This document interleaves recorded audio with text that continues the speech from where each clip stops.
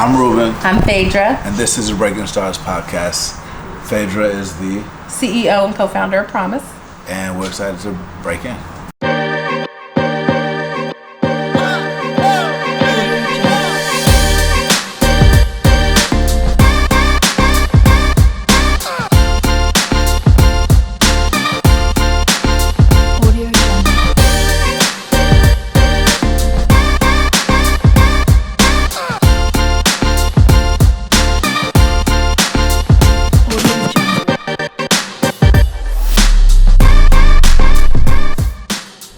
Yo, this is Ruben Harris. I'm here with the homies Archer and Timo Meister, and this is the Breaking Stars podcast. Archer, can you please tell the people what we're doing today? Yeah, we're out here on a Sunday. It's really nice out, and we're finally in our new headquarters. We've been interviewing guest after guest today, but today we have a really special guest who actually was with us from the conception of the podcast. Before we released our first episode, she was there supporting us, so we're really excited about finally having her on the show. But Ruben, can you please introduce the guest? Yeah, Phaedra means a lot to me, and when he talks about the beginning, for sure, I was actually working for her while we launched the podcast. She was the leader of the South Bay Labor Council, managing over 110,000 members. But also, she's going to tell you a little bit more about what she did as my boss, as head of care at a startup called Honor. Before tech, she was a CEO of Green for All and is known as an icon in the music industry because she helped Prince get his master's back when she was his manager. This was legendary because she did this without a legal background. Today, she is the CEO of Promise, which is a startup that's using technology for good to change the criminal justice system. Phaedra is a student of power that taught me that organizers are magical people, the power of the matriarchy, tech's invisible workforce, and how tech has transformed the music industry. Also, for those of you that don't know, Phaedra hired former podcast guest Rita Henderson, which is episode 23, and Natasha Viana, which is episode 37. But before we get into this, Phaedra, why don't we start by you kind of like telling us what your first impression was of me when I joined Honor. And welcome to the podcast. Yeah. Thank you. So my first impression of you was I thought you were magical, and I was excited because I knew you were a hustler. I thought you were a little arrogant, which I think tech does to people. Yeah. And but I thought you were magical, and I thought you would be amazing. And what I appreciated is I think I probably gave you strong feedback. Yeah. And you took it and incorporated it. And I was like, I think when you're a manager, you want to find people you're genuinely excited to work with because you want to see their greatness manifest. Because then it's like no matter what happens in the place, you get to be connected to people who will manifest into greatness. Yeah. And so I thought that would happen with you. And I think I'm always excited to do that because then you're building your community, and your community lasts longer than the place you work. Yeah. And I appreciate you pouring into me so much. And you taught me the power of the organizer. Yeah. And when we think about organizer, can you explain what an organizer is to people that don't know what that is and why it's important to think about as we're building like tech companies? Yeah. Well, I was in the labor movement, and the people I was always most impressed with were people who were organizing themselves and their community. And so my first campaign was on a in-home supportive services, which is home care. And the way I saw my first organizer was I met this guy, Bill. He was taking care of his ex-wife. And I was trying to get him to join the union. It was $7 a month. And I was like, your life will get better. And I could not get him to join. Yeah. And it took me a long time to realize he didn't have the $7. Wow. Right? He was only getting paid for a small amount of the work he was doing. And even though he knew that the $7 would be an investment in getting better wages and benefits, he couldn't afford it. Like it was just not an option. And then I watched him enroll other people. Interesting. And to me, someone who can make a decision that this is what's right to better their lives, even when they think it might have a consequence, and then enroll other people in that vision and improving their own lives, that to me was like the most amazing organizers, because I thought that's real leadership. Yeah. Right. He was taking showers at the Y. He didn't have somewhere to live. And he ultimately made a decision that I'm throwing down for $7, even though I don't have somewhere to live, because I believe it will improve my life and other people's life. And so to me, organizers are about changing the way in which you live and work, and building collective power to make that happen with people who sometimes someone might look at and say, they don't have power. Yeah, no, I remember, and we're going to unpack power, but I remember when I did my first assessment and you asked me, how was the meeting? I said it went really, really well. We had a great conversation. They loved me. Yes. And then you were like, did they get care? I said, no, we're going to talk later. It wasn't a good meeting. Yeah. So I've always taken that away with me. And as you think about power, that's a word that sometimes is interpreted negatively. I think it's helpful to unpack it. Yeah. Some people say it's the ability to act. But how do you define power, and why is power important? I always think about power as choices and the ability to actually execute on those choices. Because I think when you don't have resources, when you don't have a lot of options, you feel very powerless. Like this is the only path. And so to me, I always want people to have options and choices. And that's real power. When I can say, no, I don't want to do that. When I can say, yes, I want to do this. That is, I think, the ability. And I think as folks who care about social change and who care about people of color and low income people, I think about like what you said about going to the meeting is like, we have to be, the most disciplined. Like I always think like if you wanted a lawyer and you're poor, I could say to you, do you want someone who is like down with you, or do you want Johnny Cochran? Right. And people are like, that's what I learned early on is like, no, I want the best. Yeah. Right. Just because I don't have resources doesn't mean I don't want choices. Yeah.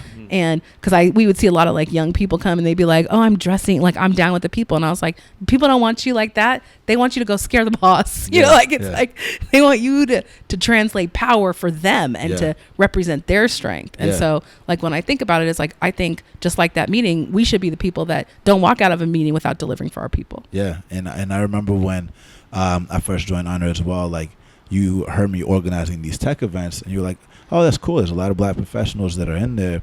But what about like the people that are janitors? What about the cafeteria workers? What about the people doing the childcare that are within the tech companies that nobody's talking to? What about the people in the community? And you pointed me to tech's invisible workforce. So can you kind of talk about these people that people are ignoring? Yeah. I mean, so when I was in the labor movement, it started really with the janitors. And what I was struck by is that we had mostly Spanish-speaking janitors who were working 2 jobs, driving 5 hours away, a lot of moms and dads who were just struggling to make it, living in garages, and they were working on campuses like Google and not able to really afford the basics. And they were working for folks who had free food, but they had to pay for it. And there was a decision about kind of what talent was. And so to me, like fundamentally, the economy was failing. The tech economy was failing because it didn't rise all boats. And in fact, what happened is the way that people work changed, which is it used to be all those people were employees of a company. Now the folks that were janitors were now outsourced. And then the result of outsourcing was it created a middle person who took some of the revenue. So then the workers' wages got much lower.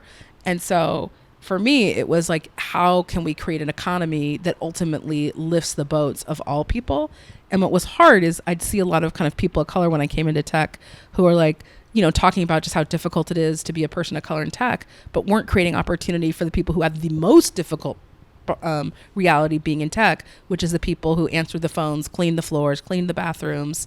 And that if we didn't help lift them up, then fundamentally we weren't successful. Yeah. What is your view on like kind of the debate between contractor versus employee? Because it sounds like with a lot of these bigger tech companies, the way they've kind of gotten around providing all these benefits to their entire workforce by separating folks who are providing services, like maybe they're working in the cafeteria or janitors, and categorize them as contractors through like a third party that provides the vendor, quote unquote. And this way there's like a separation between who gets the benefits and who has to pay for it. So someone who has so many years of experience in the labor movement, and there's so many new companies that are now categorizing their employees as contractors. What's your view on this, and where do you see this going?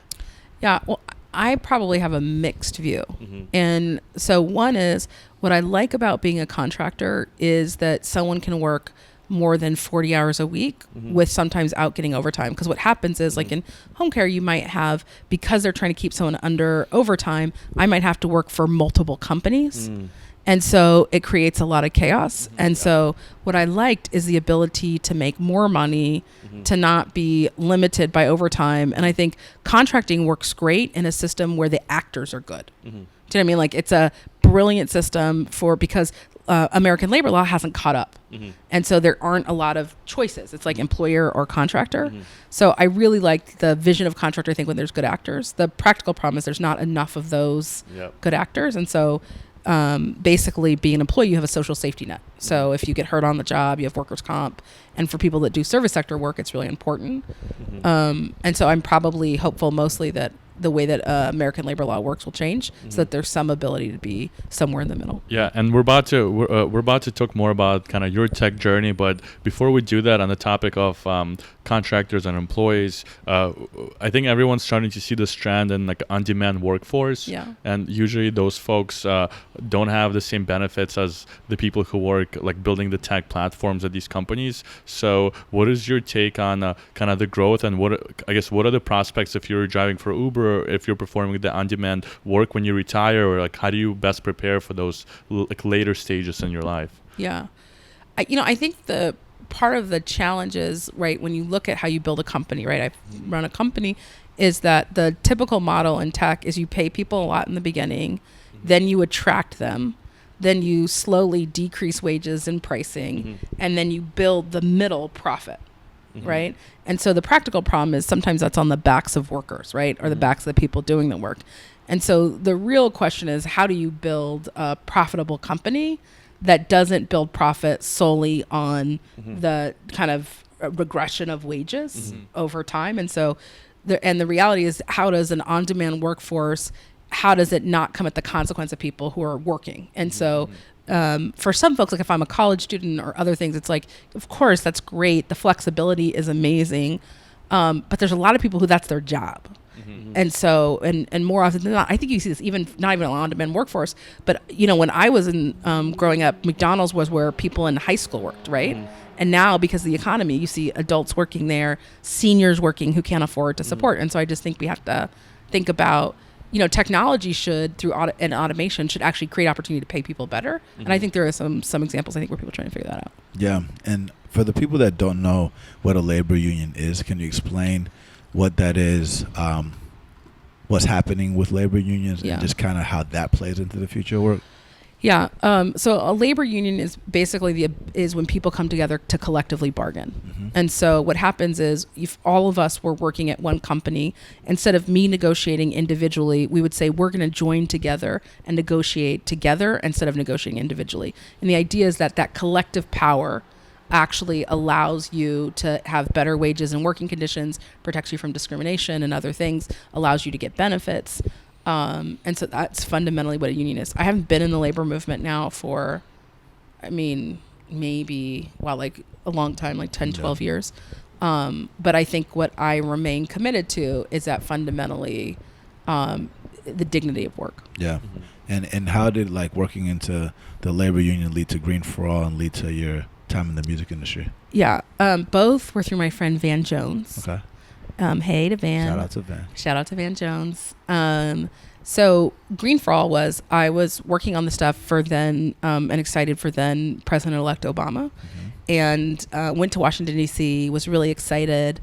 And then I was like, I don't know if I really want to be in D.C. And part of that was my nieces came to live with me, and that really changed my life. And I knew I couldn't be the kind of support they needed and also be like running around Washington, D.C. trying to be a star.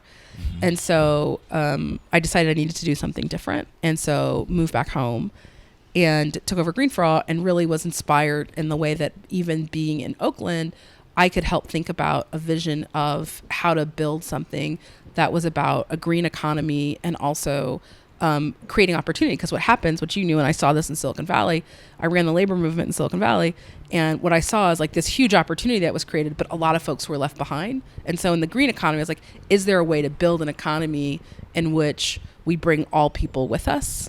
And so that's how I got there. And I also was really interested in really the politics of love and forgiveness. And I started doing this forgiveness work.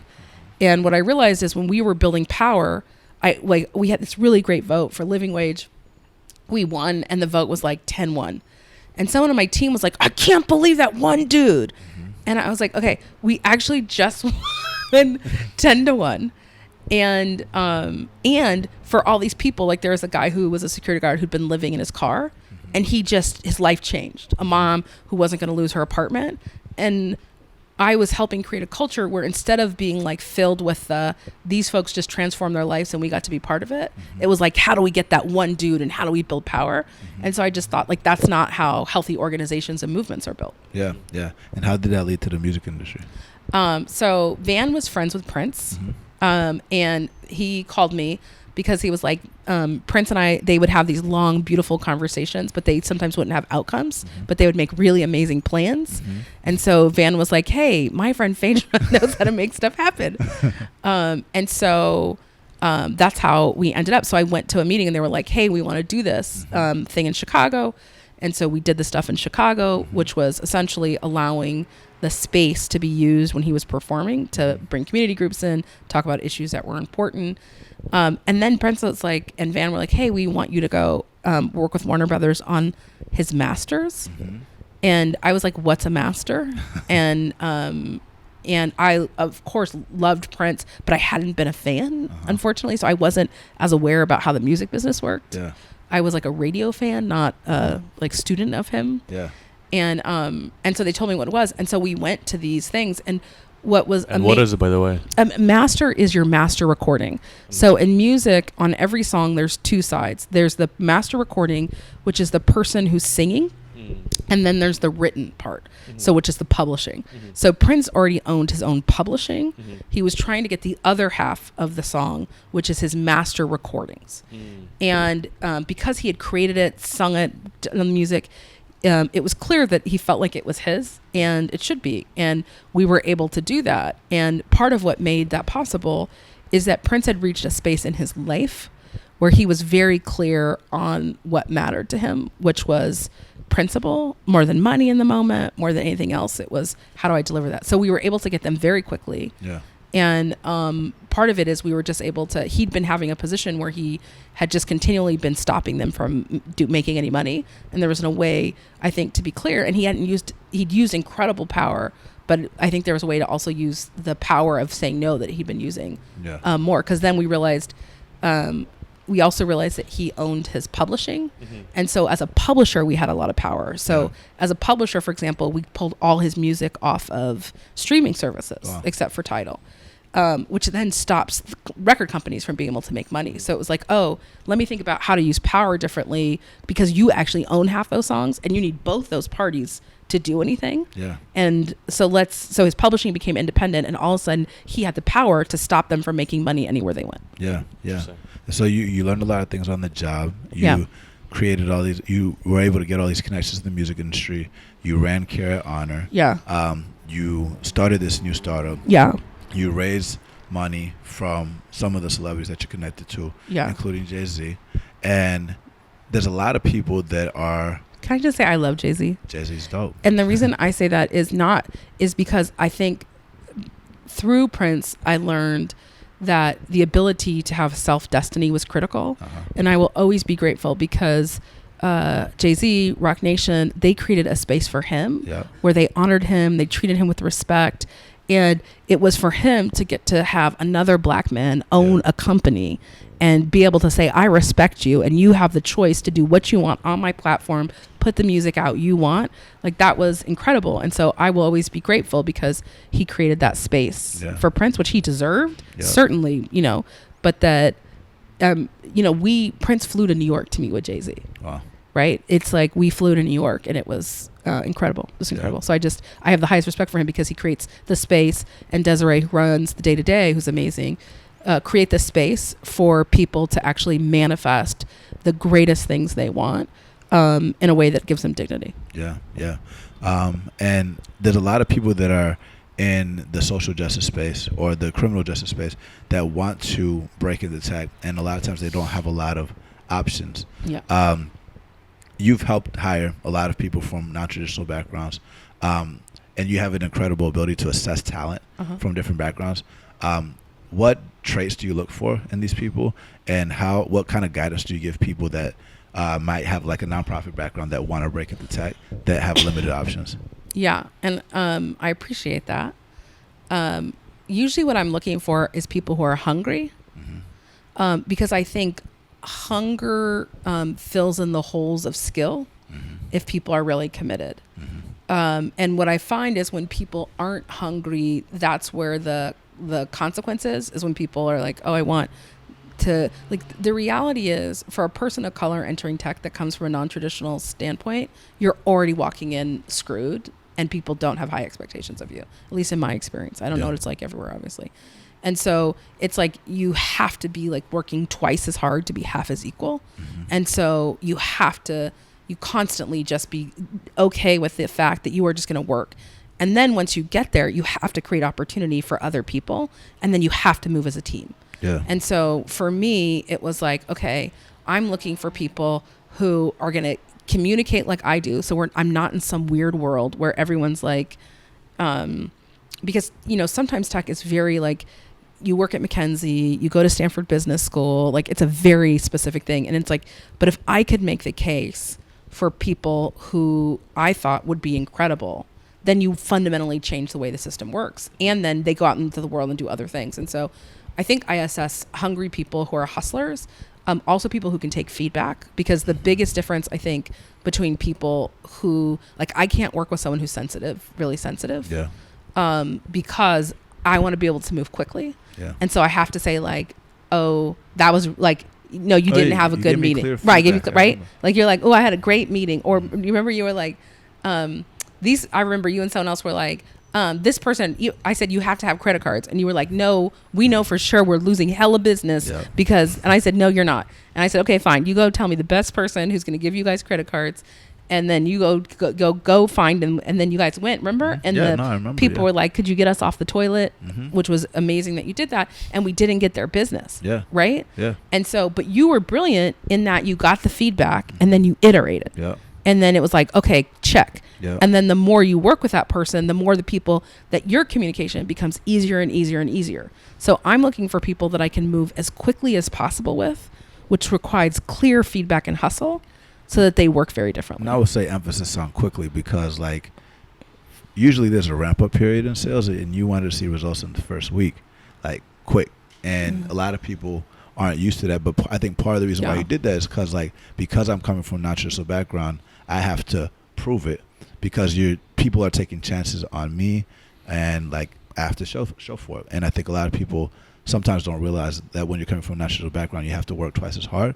And so you're also training people for greatness, right? Like I don't want to train you to be an average to good salesperson. Yeah. I want to, if we're going to do the extra work, I want to train someone to be magnificent. Yep. And so if you have that same bar of like, oh, I'm going to like get to, like, I'm going to put myself in Salesforce, I'm going to do this average, then you won't be magnificent, right? But when you left, people were like, don't leave. Let me offer you this. Oh, yeah. And so that to me is, and then you went and did amazing stuff at Hustle, right? Exactly. And that's because then like, to me, my job is to train people so that they're like, I got to be on this pilot. And then when they look around, they're like, oh, these people move hella slow, but I'm going to keep focused. I'm going to keep focused. Yeah. Because then you'll be successful. And then no one, like when I was raising, I ran revenue, right? So then, but I only ran revenue because I was like, oh, these people aren't billing us enough clients. My operations team's going to go start getting clients. And then we were like, ooh, we're getting clients quicker than the sales team. And so now we're the sales team. But if we had been like, okay, cool, let's be at the regular pace, I couldn't have made the case. And then when I hired, I didn't have to ask people because I was running a team. So I was like, I'm going to hire people who think like this. And folks like you ended up working better than some of the folks that were like traditional salespeople who are like getting on a phone, waiting for someone to call them. Like I was like, we had to do kind of guerrilla sales. Yeah, you taught me the game. Yeah. And I love the dynamic between the two of you, because initially you were kind of guiding Ruben, but at the same time you guys also developed a friendship and even like a peer mentorship in some ways, where she's one of my biggest mentors. Where you both learn from each other. So it's interesting to see how you started out just being like more of a professional relationship, and then you became friends. And I didn't like it in the beginning. Ruben did not like me in the beginning, and actually had someone. Do you remember we will not say whose name it was, but he was like, Ruben thinks you're mean to him. Oh yeah. He was like, he thinks you're hella hard. These guys remember I used to say it all the time. Yeah, he's like, T1 Archer actually were like, it's okay, man. Trust me, she's looking out for Yeah, you. but what I like about it too, about your relationship as well, is that you both are there to support each other and other people who are from similar backgrounds as yourself, and you're also empowering each other. Because I think a lot of people who achieve some level of success, a lot of the time they kind of, once they get it, they're like, I'm just gonna hold on to it and just focus on myself, and they don't realize that by joining forces with each other and lifting up other people, you're actually like creating so many more opportunities beyond just the like yourself or even the close group of. So just, can you share a little bit about your, like, what you guys are doing with like your network of people and your like other people that you're helping uplift, and what type of impact are you having on like Silicon Valley and just the broad tech culture, and widening the pipeline of founders and tech workers? Yeah, so I'll say one thing. I think you have to have a crew. Mm-hmm. And I think you guys are a brilliant example of that. I have the same crew for the last, like, in every industry. Like Van, I'm like down, like, and I'm gonna help him. He's gonna help me. It was like, and Prince was like, oh wait, he's our team. Okay, cool. We're all gonna like row. And even in his passing, I'm like, I'm still gotta look out for him. I'm not sharing his business. I'm not, like, it's like he's for us, right?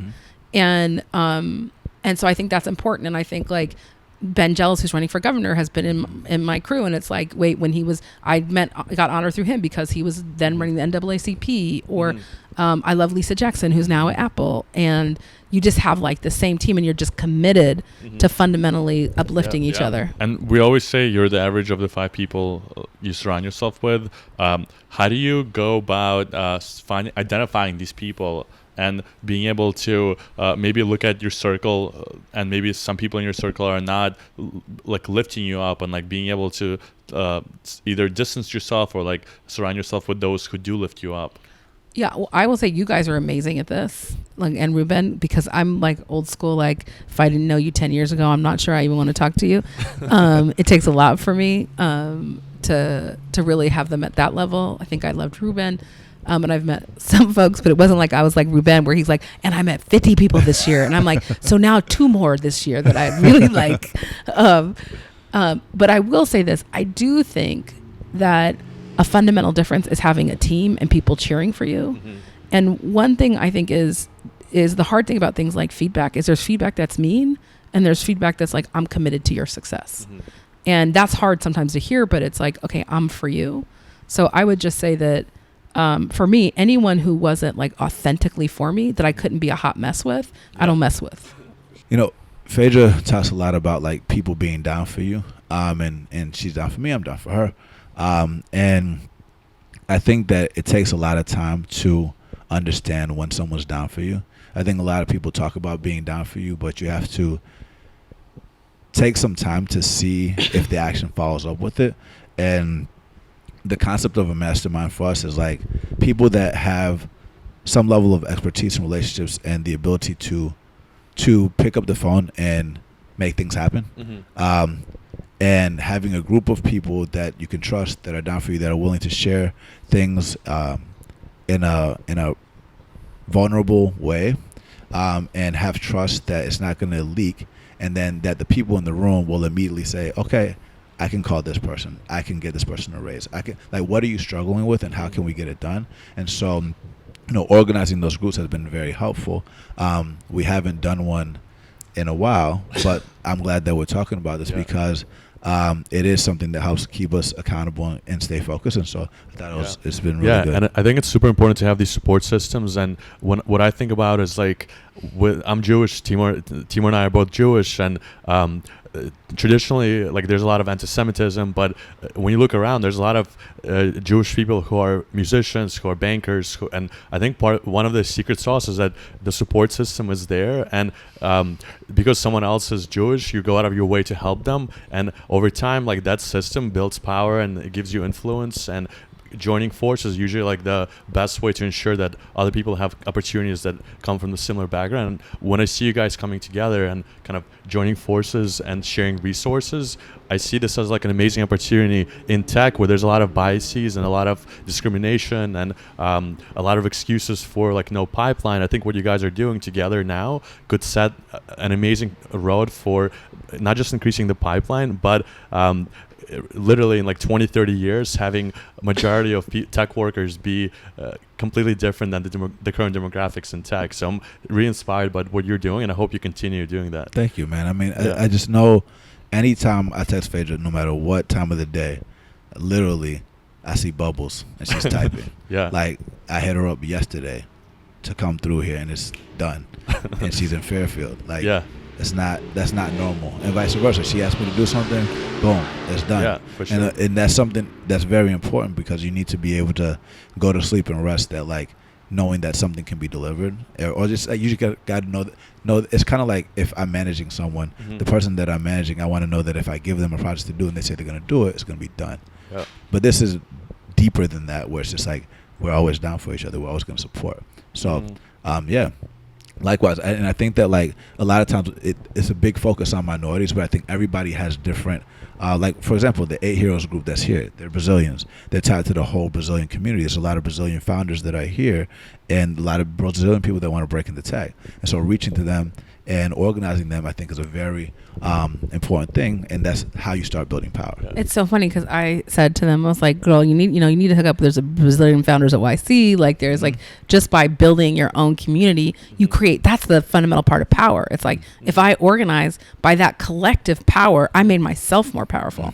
And I think that's what people sometimes think. It's like it makes them weaker, but fundamentally, if you actually build that community, you're far more powerful than when you're trying to do it by yourself. And something else that, like, you taught me as well is, like, a lot of times when you all are moving as a unit, as in power, and let's say that there's a meeting and I've never met Archer and Timur, and Phaedra and I have a disagreement during the meeting. We should never show that disagreement during the meeting, because it shows weakness, and we should be able to read each other to know that we should talk about this at another time, and punt and move it to another subject.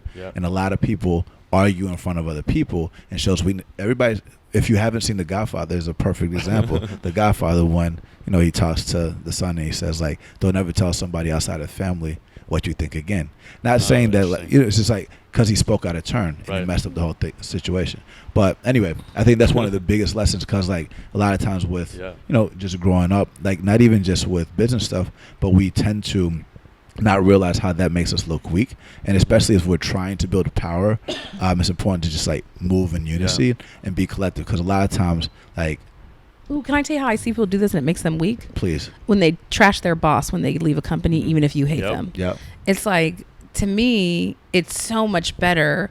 I might have, certainly we've all had bad experiences, but when someone comes in a meeting and they're like, and then, like in an interview, I'm always like, for me, I'm like, whoop, flag on the play. Flag on the play. Flag on the play. It's like, you just say, that it wasn't a good fit for me or for them, because you think, oh, that person has integrity in the way that they're dealing with it, instead of and even taking responsibility. Like, I think a similar question that I always hear people sometimes get wrong is, like, when you talk about teams or, like, disagreements with your coworkers, and when people don't take the responsibility and they just put it, oh yeah, my boss didn't understand this problem, so my boss was telling me to do this, but they were wrong. Like, that's usually reveals that the person wasn't aware or conscious enough of that. There's certain dynamics, there's certain opinions. You need to know how to work with people, right? And if you blame someone else for the disagreement, then I think intrinsically it shows that the person just is not aware about all the dynamics. You see that, like, I have friends and family members, I'm sure we all do, who are like, I've been wronged in like 50 different ways. And you're like, okay, you're not going to be successful, because if you're looking for, like, all of the people around you who aren't doing good, instead of, like, every situation being like, what could I have done differently? Because I don't need to fix that broken human. I need to fix this broken human. So I need to, like, be like, okay, because they're their own journey. And so it's like, okay, cool. Even in that per human, how do I need to think differently, so that's not a negative experience for me in the future? Yeah. Can you talk about leadership, and then leadership as a Black woman? Yeah. I don't know them differently, so I can only talk about them probably one way, which is leadership as a Black woman. So leadership as a Black woman, I feel really lucky that I've been a Black woman, because I think it has created an incredible amount of empathy for me, for people, meaning that I think what's going on for that human. Like, I don't usually think like they're awful. I think like, oh, something's going on. And it's also made me think real leaders lead from behind, because some of the most magnificent Black women and women of color I see like lead from behind. So like when I think about you, or when I think about managing, I literally am trying to get people to be smarter than me and give them everything I know. Because even if they go out in the world, they will be, even if they're not at the company, they're better than me. They're adding lessons. Like it's, but what was interesting to me, I have to say, is that is who it was easier as someone who was raising money to interact with as a Black woman. Yeah. And so I thought, when I was like a Black woman raising money, one, I had heard all of this stuff, and I was like, it's going to be really difficult. And I didn't have a technical co-founder. And two, then I expected two things to happen. One is I thought, because I think like I love all Black people and I love all people, but I really love Black people and women and like persecuted people, because I'm like, I got you, you got me. So I thought, I'm going to like come out, and then there's going to be like the persecuted people are going to be like, we got you, let's just raise money. And I was like, okay, cool. Like I was ready for that. And that didn't happen. Yeah. And instead what happened is bros, not of course my investors, but like some have come from bro-y cultures. And we're like, okay, great, you ran revenue, oh great, like you did sales, okay, cool, and that means you could raise, you can make money. And so that part was interesting to me, is how different it was. And so my hope is like that I think you all will do, is that all of our job then is to say, when we see other entrepreneurs, is how do we create the space for them, so that they feel like we're cheering for them, rooting for them, creating space for them, because it makes you stronger, right? But it's been shocking. And hiring was fascinating too, because you're like a Black woman hiring, and people are like, wait, they just see you and they're a little bit like, I gotta rethink this. And I love how you're leading by example as well, because I think there's a lot of like founder, like overhyped founder, I don't want to say porn, but like, or like there's like hustle porn where like they're saying everyone should be a founder. Just you're 20 years old, drop out of college and just go do this thing, right? But it sounds like you actually paid your dues. Like you've worked in the labor movement. You've worked for a few different startups, you've started a few nonprofits, and then you kind of build your track record, and no one can argue with track record as well. Exactly. So I love that you were able to, like, when it came time to raise money, you could actually show and say, hey, I actually built this company, I helped them hit their revenue goals, and they had nothing to say, like they had nothing to push back on. And I wish more people kind of, when we think about encouraging people to become founders, I think we should also encourage people to acquire the skills and think about it like, how can I join an amazing team, and out of that I'll be able to start companies and have more leverage in these situations. I think it's really important that people join teams, because I couldn't have just started as a founder, because I don't think the world would have responded to me in the same way. I do think we have to acknowledge there's incredible luxury that people have who can just like not work and be able to support themselves, which is not everyone has, right? Like I think about the little people I'm raising, which is and I think about like the people in my kids' classrooms, and some of who by the time they get out of college, they're gonna have student debt, try to help a family member, and be trying to figure it out. So the idea that they can either quit their job or go work for $50,000 a year is really hard. So I think that path I think is really important, so that you can make revenue. And I was lucky that then I was in a financial place where I could take time off. And then I think when Prince passed away, sometimes there are moments that kind of break you in life, right? Like it was a moment that broke me, because I think I loved him so deeply, and it was so public. And I think, and then people get to judge you who don't know you and don't know him. And I wasn't prepared for that, because it's like, you all know I'm not a very public person. And so I'm a very private person. And so it's like that core of pain just gave me way more boldness, because when you lose someone you love that deeply, it's just like, I can handle whatever, and I don't want to not play big. And so it just made me realize, and I think for a lot of people who've experienced trauma, crisis, or anything like that, at first you can't see the path, because you're like, you can't afford to take the risk. And so I hope we can create a community of people who can start affording to take the risk. And what's the path look like with what you guys are doing? Speaking of taking the risk, what were some of those people who helped you, I guess, incubate the idea and even like kind of find the courage to quit your job, like pursue this idea, knowing that there's not a lot of people who look like you who end up raising a lot of money, and kind of go through it and like just to give them shout outs and then share with our listeners? So one, I was lucky that I started at Honor very early, and so I got to participate in the exec team with just the founders and myself. So I got to be part of a team of founders who were second-time founders, and who were very and I had incredible space because I had experience, and our team was bringing in money, and so you got to hire and you had to do what you wanted. And so I think Seth, who ran and founded the company, was incredible. I also was figuring out when I wanted to leave. I had a luxury that most people don't, which is I had time because they wanted to make sure, did I want to stay or what did that look like, which was, I think, incredible. And then I think I was lucky that I went to YC. I had no technical co-founder. We just had an idea. And Michael, who runs YC, was, I think, like, you got this. And I think we just were really, and then we raised money, first round, led our round. Rock Nation was amazing. And we were lucky that we had investors. The K-Pors were great. And they were great because when I met with them, I was like, I want to take good capital, but I also want capital that is just like about a business, being able to be an effective business. And so part of why first round and folks like 8VC were so important to me is because I wanted people to be able to say, like, they have the best investors, like tier A investors. It's not that they're like doing the right thing. It's not just that they're like, it's a black woman. It's that people who make decisions based on, will this company grow? That I wanted those type of investors. Totally. And so I feel really lucky that I've had incredible investors. And I will say, I also ask for a lot of help, which I think people don't, which is like, I think as we think about fundraising, I tell my investors, I just sent a text to an investor. I was like, how can you help me this week? Because I feel like obviously you're not on task this week. Yeah. No, for sure. And I also love the mission behind Promise, which is your current startup. Can you tell the people what Promise is and kind of what is the mission behind? So Promise really was started, Diana, who's my co-founder, is a criminal defense lawyer. Van and her had started the Ella Baker Center together.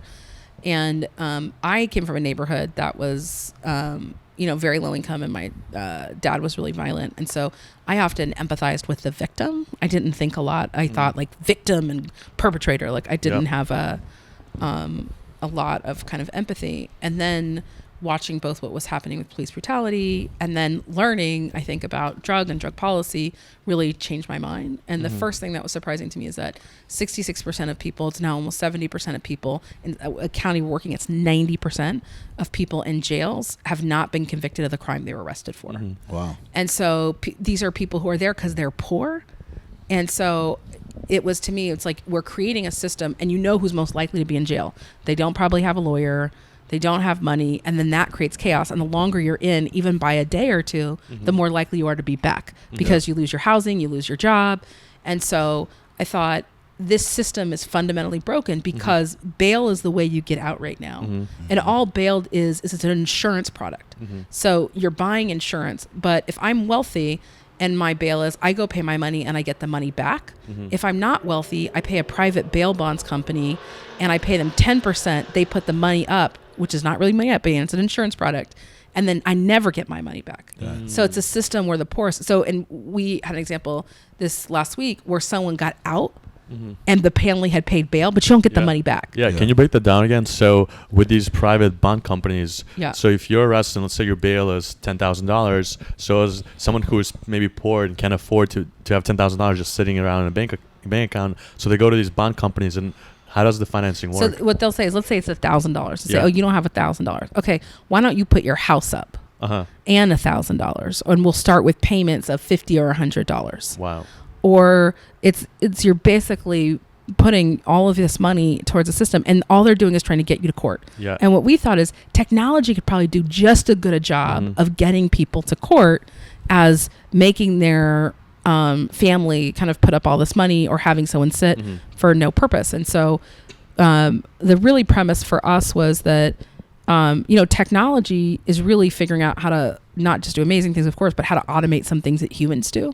And so this was the case where we said, look, if for example, counties are spending on jails anywhere between $120 to $600 a night for someone who, if they had $100 or $1,000 could get out, that's a stupid value proposition. Totally. And especially because 2/3 of the folks that are in are nonviolent offenders.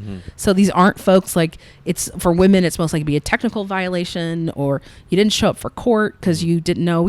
The way I first got really moved as we were working with clients is I knew someone and he went to court, and they give you a piece of paper, just for clarity. A piece of paper is how it works. You get a piece of paper. He went to court. He's like, okay, I'm here. It's a 28th. And they said, oh no, that's not an 8. That's a 6. Wow. And you were supposed to be on the 26th. And the court clerk said, and if you go in there, you're going to be arrested. Wow. Because you didn't show up for court. And so I was like, how can that be? Like, a person who's dealing with trauma and chaos, who gets a piece of paper, who comes to court, who wants to keep working. And in this case, he was like, he went on the run because he was like, I can't afford to stop working. And he's like, I paid child support. His child support had increased. He'd gotten a DUI. Dang. He couldn't no longer afford the DUI classes when his child support went up, and he didn't have a lawyer. And we were able to say to him, we called the public defender. The public defender got him another court date. And then he was able to get another court date, and he got a letter that said he had another court date.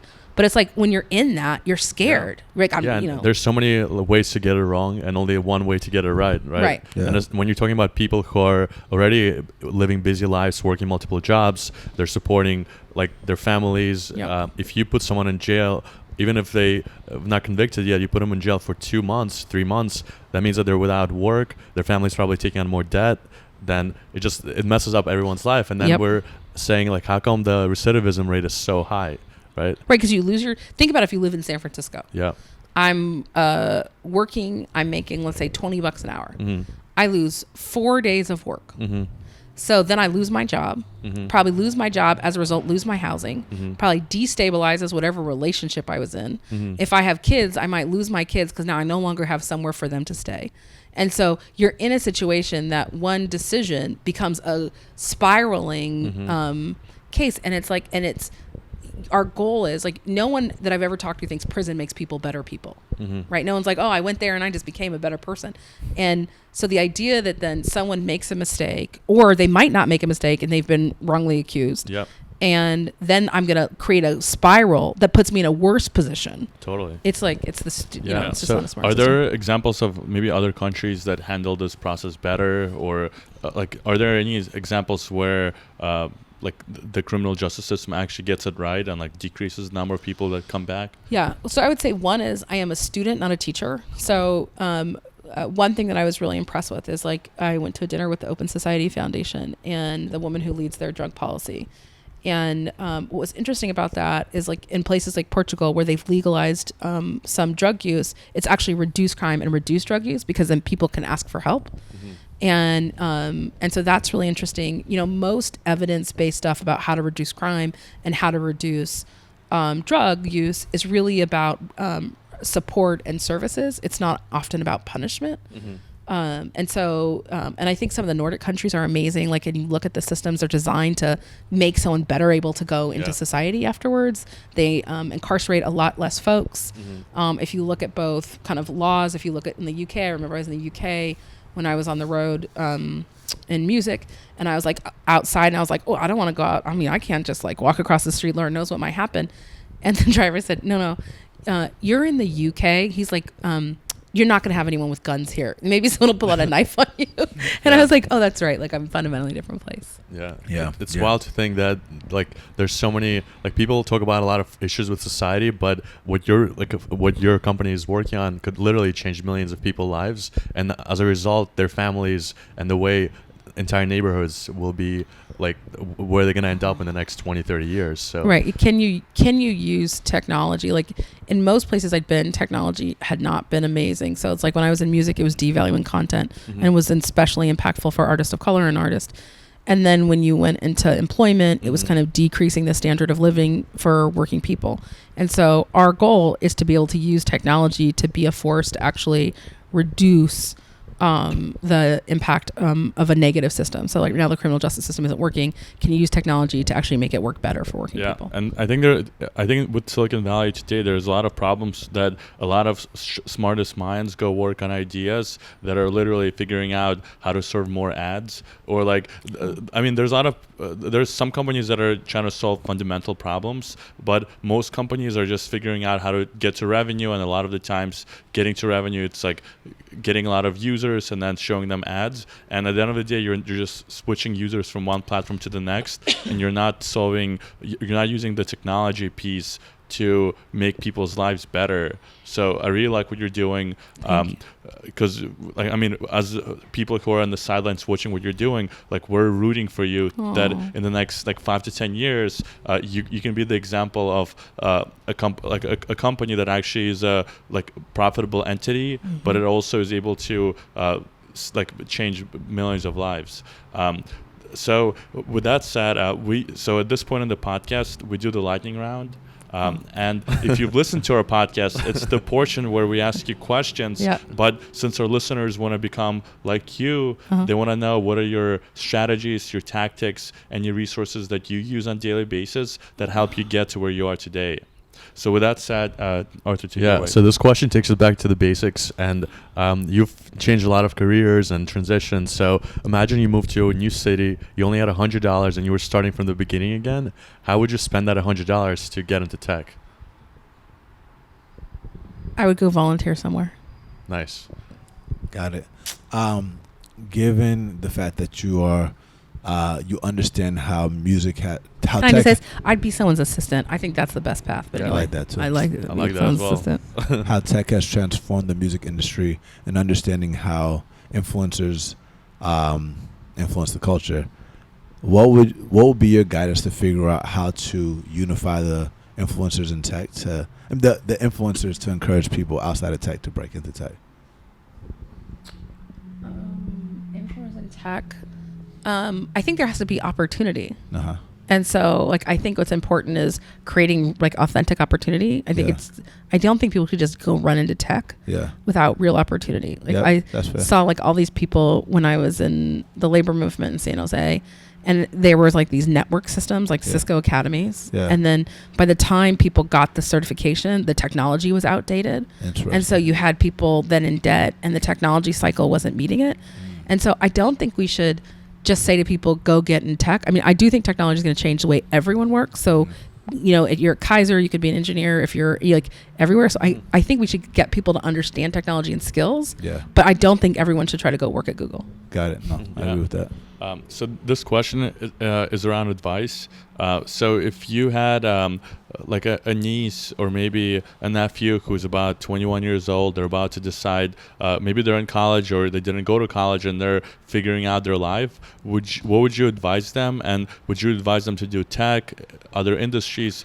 What advice do you have for them? So I have a niece that we raise, and she is in college, and I told her she had to get an engineering degree. I said, I don't care what you minor in, I don't care what else you do, because it's speaking a language of the country you're in. And so for me, the idea is I just want to make sure that she can compete. Mm-hmm. And that she knows the language that's spoken. So I would say to anyone is you need to understand the world in which we're operating in. Yeah, no, that's what I told my brother, the same thing. Right. Yeah. In a tech-driven world, you got to speak the language of tech. Yeah. Right. And you touched on trauma. Yeah. Which is also part of the mastermind group. It's important to have the emotional support. Can you explain what trauma is for people that don't know, and a strategy for how to deal with it for the people that are dealing with it? Yeah. So I had trauma as a kid because my dad was very, very violent. And what I learned really early on is that especially when you're under 5, when you see trauma, or you experience trauma, it changes the way that your brain responds. And so because you're constantly then preparing to either leave or figuring out what to do, so you don't calm down, right? Because your brain is constantly in fight or flight. Yep. And so what I realized is that for me, some of those skills made me really good, right? The ability to manage chaos, the ability to be able to deal with whatever. But part of what I had to work on is I also created chaos because I knew how to manage it. Yeah. And I would see other people who dealt with trauma, and I would realize that they would say like their behavior would come out in inappropriate ways. And I realized people who didn't have trauma were so healthy about like expectations. When I started working in places where people were like, had grown up in these like happy households with two parents, I was like, oh, note to self, they do not scream at each other. They also do not think everyone's bad or going to harm them. And I was like, oh, I have to figure out how I work and build teams like that. But it takes a lot of work because I've been very purposeful, and I'm certainly not all the way there. But as I think about hiring folks who've dealt with trauma, is how do I create a safe space for them? And how do I hold them accountable to deal with their issues of trauma? Because I think people who've dealt with trauma can be miracles at work, but they also then can be chaos. Yeah. And so how do you help them manage the chaos? And then I just have incredible empathy because I see myself, and I don't think that I knew how to deal with it. Like, I was in therapy. I highly recommend therapy. I have to be purposeful. I have to, I know when I'm not sleeping. I had a baby. I stopped exercising a lot. And so I know, like, if I don't have the kind of like eat, sleep, exercise, go to therapy, have a good time with my girlfriends, be in love or be loved, that I'm not whole. And so I have to create organizations that create that space for other people. Yeah. And I have to be able to see people as they are and encourage other people because I think it's such a hard issue to deal with. So I really just, I just want to deal with it. Like, I deal with it in myself, and then I hopefully can help other people deal with it by creating a space, because I think they can be, people who've dealt with trauma are probably some of the most miraculous people I've ever met. But also the most chaotic for themselves. 100%. And so how do you create that? Because if for me, and other people are better than myself, I'm sure, when I was in those periods, it's like I had to retrain my mind, and how to retrain my mind in not a negative way. Yeah. And like in my family, a lot of people went in the military, and that kind of helped them retrain it. Mm-hmm. But for me, I needed to like retrain it with like love and kindness, because in my head I was like, you're fucked up. Like, you know, like these are all the things you have to do. And so like we have to say to each other, like, I'm rooting for you, which is why I think the collective is so important. It's like, no, like I realized the awful part of the internet is that it's like the comment section come to life. Yeah. And I was like, oh, I can't read stuff because they don't know me. It's not who I am, and they don't know what I'm about. And so I just think that in this day and age, the ability to deal with trauma is critical. Yeah, 100%. In terms of like your daily routines that help you balance family, work, being a CEO, you have a lot on your plate. Yeah. How important is it to you, and what strategies do you use to do that? So one, I want to talk to you guys, which we don't have to do on this podcast, but I think you guys are brilliant about brand, and I'm probably the worst person I know. And that, like, this is only the second thing I've done while I've been a CEO of a company that's raised a lot of money. And because it just feels like, to me, it's draining because I'm an introvert. And you guys are brilliant at that. So, but my daily routine is, one is I always want to be a really good mom. And so I want to be there in the morning when my daughter wakes up. That's really important to me, because I think if I'm not there when she wakes up, it means her day isn't really a great day, because she feels like she's thrown off. So I try to be there when the kids leave in the morning. And then I want to make sure I'm there before they're going to bed, because I don't want them to think like, oh, I just come when it's time for bed. And so I feel like if I'm right with my kids, I feel like that's my ultimate team. And my partner, who I'm sometimes less right with, but I try. And so being present for my kids is really important. I really like loud music. And so having music every day is really critical to me. Being organized so I can measure my success is really important. And so I like to have a list every day so I know I accomplished something. I'm definitely like a county worker's kid, that I'm like, okay, did I actually do something that I can check off? Is really important. I think exercise is really important. I have not been good about it, but I find it puts me in a much better mental space, and I can feel the difference like when I'm not doing it. And then I try to listen, because it's really easy when you're a CEO to spend the whole day talking. And so I don't think even people know this, but I sit for an hour and I just don't talk for an hour. And I try to be purposeful about that, because then I'm not like preparing what I'm going to say, but I'm like an hour a day, I'm just listening. And so no matter what's going on, I try to schedule for myself an hour a day to listen. And is that in a single sitting, or just like throughout the day? Mostly it's in a single sitting. Yeah. And so because one is like, sometimes I just sit in my office and listen to what people are talking about. Yeah. And other times I sit in a meeting and I don't talk for most of the meeting, which is much harder when you're a CEO, I think, to do. But I find if I don't work on my listening skills, I'm actually not a good leader, because you miss the verbal cues. You miss when someone feels uncomfortable. You miss when someone feels inspired. And so I try to make that part of my training, to listen and to like make sure I'm a listener. Yeah. Yeah. So what's the best way for people to stay in touch with you? The best way. So I just joined Twitter and Instagram. Okay. Is that a good way? See, this is where you're better. That's good. What do you tell people? I don't know. I tell them all my Instagram, Twitter, I don't even know. It's Snapchat handle. This is Ruben Harris, but Ruben that's Harris. me though. But for you, Ruben, will you? I don't know. I'm on Instagram. I don't know, but Phaedra EL. I think it's on Twitter. That's my Twitter. That's Twitter. Yeah. I think better at 43. Yeah, that's my goal. Instagram. I'm getting Yeah. One thing I just say before I go is I also think we talk a lot about like women and people of color. I think being over 25 is a big deal in tech. Sure, I'm 31. So 31. My OG in the game. When we went to YC, Diana and I were both like, were we 40 or late 30s? And we were joking because I came in my minivan. I just dropped off my kid. I came in my minivan. Diana had on these flower jeans. And we were like, we are never going to get in, because we came in and these people had products. They were all like 20 something years old. And we came in and we were like, and we have an idea and we're not engineers. But anyway, so yeah, I have Twitter now, and it's Phaedra EL. And you just said my Instagram, and those are the best. Better at 43. There it is. That's the next couple of years. I'm trying to set my goals. So, we look forward to seeing what you got going on in the future. Appreciate you taking the time to sit with us. I'm so happy to be with you guys. Let's break in. Happy Sunday. Happy Let's Sunday. break in.